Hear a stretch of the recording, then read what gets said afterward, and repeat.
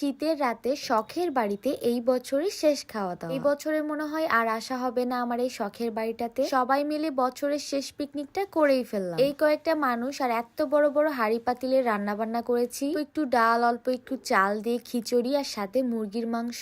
আবার আমার এই ছোট্ট চুলাতেই রান্না বান্না শেষ করেছি। আজকে কিন্তু আমরা খাবারে দুই রকমের স্বাদ পাবো। একদিকে মাটির চুলাতে রান্না হচ্ছে আর একদিকে গ্যাসের চুলায়। দেখা যাক কার রান্নাটা সব থেকে মজা হয়। আল্লাহর রহমতে আমার বাড়িতে সবসময় মেহমান থাকেই। শখের বাড়ি যখনই আসি না কেন কেউ না কেউ আমাদের সাথে থাকবে। আসসালামু আলাইকুম, সবাই কেমন আছে? ভিডিও শুরু করতে না করতে আমার বাড়িতে মেহমানের আগমন। আমার শখের বাড়িতে আল্লাহর রহমত দিয়েছে অনেক বেশি, যার কারণে সবসময় মেহমান থাকে। গ্রামের দিকে অনেক শীত পড়লেও আমার এই শখের ছোট্ট ঘরটার মধ্যে একেবারেই ঠান্ডা নেই। মেহমানদেরকে গরম গরম আদা চা করে দিয়েছি, তাও আবার মাটির হাঁড়িতে করে। সন্ধ্যার নাস্তা পানি শেষ করে আমরা রান্নাতে চলে যাব, কারণ আজকে আমাদের পিকনিক হবে। হিরো আর রাসেল মিলে পিকনিকের সব বাজার করে নিয়ে এসেছে। আজকে আমরা পিকনিকের জন্য চাঁদা তুলেছি 100 টাকা করে। 100 টাকা করে তুলে যেহেতু কম টাকা হয়েছে, তাই এরই মাঝে আমরা মুরগির মাংস আর খিচুড়ি রান্না করব। ছোটবেলায় 10 টাকা, 20 টাকা, 50 টাকা দিয়ে পিকনিক করতাম। এখন যেহেতু জিনিসপত্রের অনেক বেশি দাম, তাই 100 টাকা করে লেগেছে। যেহেতু বাইরে অনেক ঠান্ডা ছিল, তাই বাসার মধ্যে আমরা সবকিছু রেডি করে নিয়েছি। এখন বাকি রান্নাটা করব আমার এই মিনি চুলাতে। আমি রান্না করব আমার ছোট্ট মিনি চুলাতে, আর ভাবি রান্না করবে এই মাটির চুলাতে। আজকে আপনাদেরকে আমার এই মিনি চুলার ব্যাপারে ফুল ডিটেলসে জানিয়ে দিব। কোথা থেকে নিয়েছি, গ্যাস কোথায় পাই, কিভাবে ইউজ করতে হয়। তার আগে বলি, যারা কিনা পাইলস নিয়ে অনেক বেশি সমস্যায় আছেন, ফিস্টুলা, অ্যানাল ফিশার, কোষ্ঠকাঠিন্য সমস্যায় ভুগছেন, তারা এই বিএসটিআই অনুমোদিত ইউএস ফর্মুলার এই প্রোডাক্টটা খেতে পারে। ক্ষতিকর কোনো সাইড এফেক্ট ছাড়াই জিরো পাইলস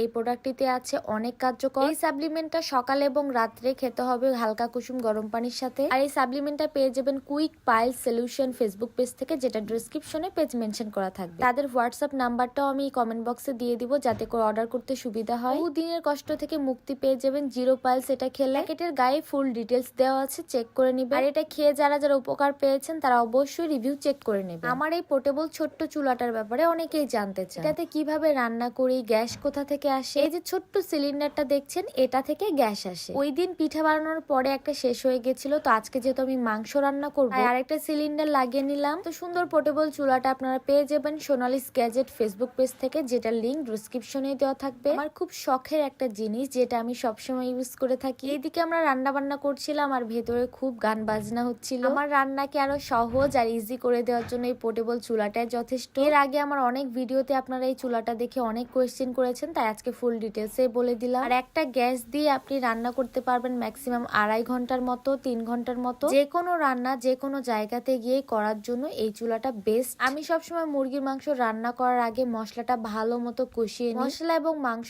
যত বেশি কষিয়ে রান্না করবেন, তত খেতে বেশি মজা লাগবে। আস্তে আস্তে মশলা অ্যাড করতে করতে যখন মশলার উপরে তেল উঠে যাবে, তখনই আমি মাংসটা দিয়ে দিব। রান্না বান্না করতে আমার ভালোই লাগে, শুধু সময়ের অভাবে করা হয় না। আমি এদিকে গ্যাসে রান্না করলেও ভাবি কিন্তু অনেক কষ্টে মাটির চুলাতেই রান্না বান্না করছিল। আজকে যেহেতু বেশি কিছু না, শুধু খিচুড়ি আর মাংস, তাই 2 চুলাতে করেই হয়ে যাবে। অনেকেই বলে মাটির চুলার রান্না নাকি বেশি মজা, আসলেই তাই। মাটির চুলার রান্না এমনিতে অনেক বেশি মজা হয়। তবে আমাদের আর সেই ভাগ্য কিভাবে হয়, প্রত্যেক বাড়ি আমাদের গ্যাসের চুলাতেই রান্না বান্না খেতে হয় শহরে গেলে। আজকে আমরা মানুষ ছিলাম 10-11 জনের মতো, আর রান্না করেছিলাম 3 কেজি চাউল। ছোট ছোট মানুষ রান্না বান্না করলে যা হয় আর কি, শাশুড়িকে জিজ্ঞেস না করে চাল ডাল দিয়ে ফেলেছিলাম। বেশি করে যখন রান্না করেই ফেলেছি, কি আর করার। খাওয়া দাওয়া শেষ করে যা যা বাঁচবে সবাই বাসায় নিয়ে নিয়ে চলে যাবে। আজকে খিচুড়িটা রান্না করেছে মিমি ভাবি। ভাবি অনেক মজা করে খিচুড়ি রান্না করতে পারে। সবকিছু মিলিয়ে আমাদের পিকনিকটা সেই রকম হচ্ছিল, তবে অনেক ঠান্ডাও লাগছিল। বাইরে যেহেতু প্রচন্ড ঠান্ডা, আর শহরের তুলনায় গ্রামে আরো বেশি ঠান্ডা। তবে একটা জিনিস ভালো মতো খেয়াল করলাম,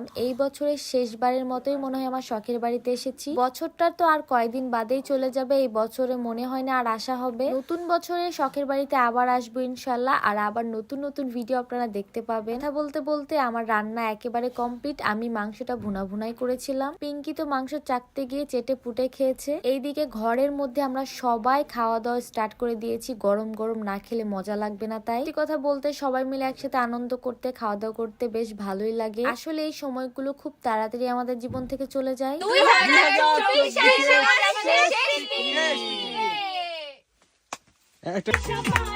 সেই